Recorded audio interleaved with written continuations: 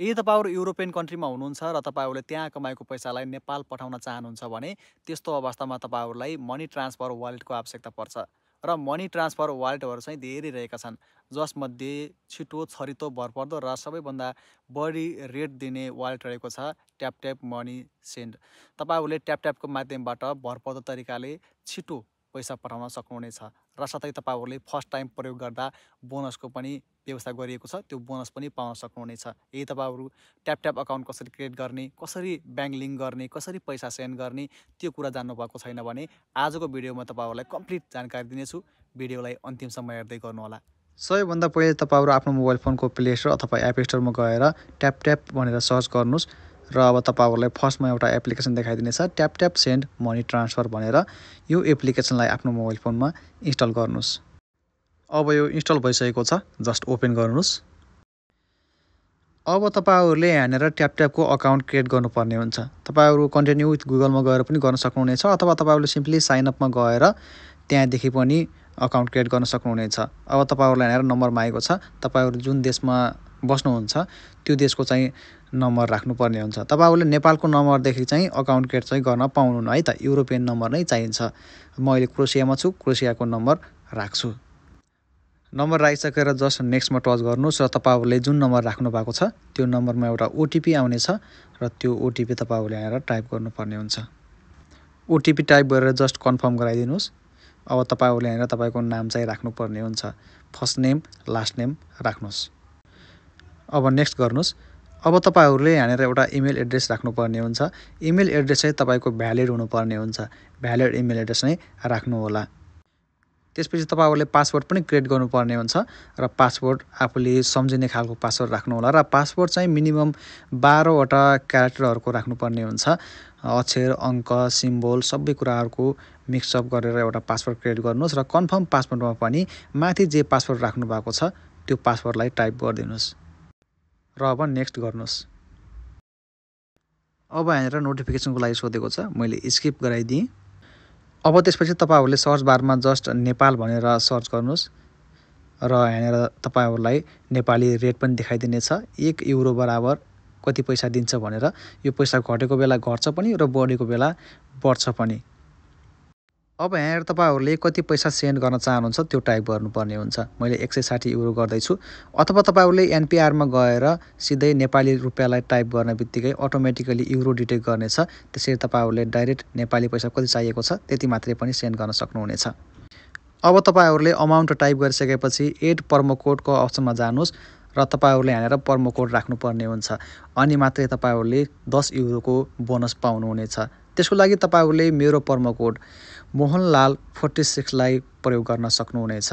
अनि मात्रै तपाईहरुले 10 युरोको बोनस पाउनुहुनेछ फर्स्ट ट्रान्सफरमा। यो 10 युरोको बोनस चाहिँ तपाईहरुले फर्स्ट ट्रान्सफरमा मात्रै पाउनुहुनेछ, पछिका ट्रान्सफरहरुमा चाहिँ पाउनुहुने छैन र यो अमाउन्ट सिधै नेपाली ब्याङ्कमा चाहिँ गएर जोडिनेछ। तपाईहरुले यहाँनेर युरोमा चाहिँ आफ्नो ट्याप ट्याप अकाउन्टमा देख्न सक्नुहुन्न, सिधै नेपाली ब्याङ्कमा गएर चाहिँ जोडिनेछ। अब जस्ट इन्टर गराइदिनुस्, अलाउ र अब तपाई एड न्यू रेसिपिएन्टमा जानुस्। अब ब्याङ्क अकाउन्टमा टच गर्नुस्।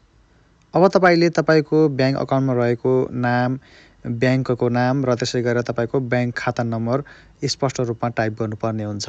अब यति गरिसकेपछि नेक्स्ट गराइदिनुस्।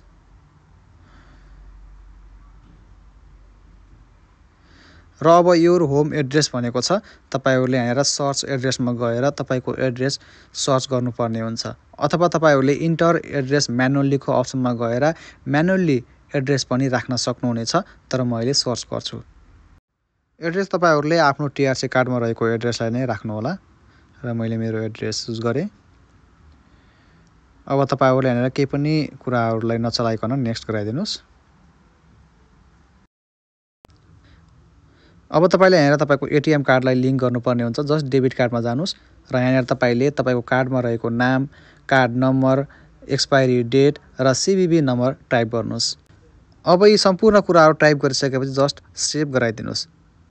अब तपाईँहरूको आइडेन्टिटीको लागि चाहिँ डेट अफ बर्थ माग्ने गर्छ। सबैभन्दा पहिले तपाईँहरूले एमएम लेखेको ठाउँमा चाहिँ महिना राख्नुहोस्, डिडी राखेको ठाउँमा चाहिँ गते राख्नुहोस् र वाइवाई लेखेको ठाउँमा चाहिँ वर्ष राख्नुहोस्, त्यो पनि एडीमा।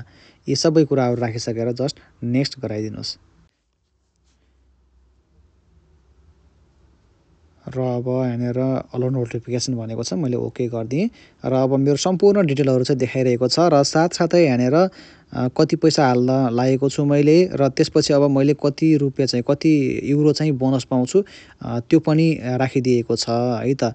र टोटलमा अब जुन मैले 160 युरो राखेको थिएँ त्यो चाहिँ 170 युरो चाहिँ ट्रान्सफर हुनेछ, किनभने 160 मैले टाइप गरेको थिएँ र 10 युरो चाहिँ मेरो बोनस जानेछ, त्यो पनि नेपाली ब्याङ्कमै जम्मा हुनेछ।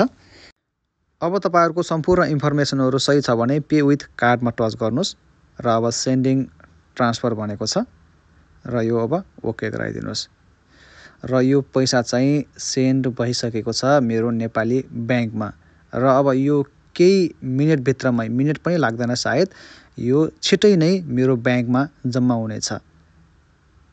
अब मैले मेरो मोबाइल ब्याङ्किङ ओपन गरेर मेरो ब्यालेन्स काटिएको छ कि हेर्न चाहेँ, सायद यो स्क्रिन रेकर्ड हुँदैन होला प्राइभेसीको कारणले, र यहाँ ट्रान्सफर डेलिभर भनेर पनि भनिसकेको छ। यसको मतलब पैसा चाहिँ मेरो ब्याङ्कमा रिसिभ भइसकेको छ है त।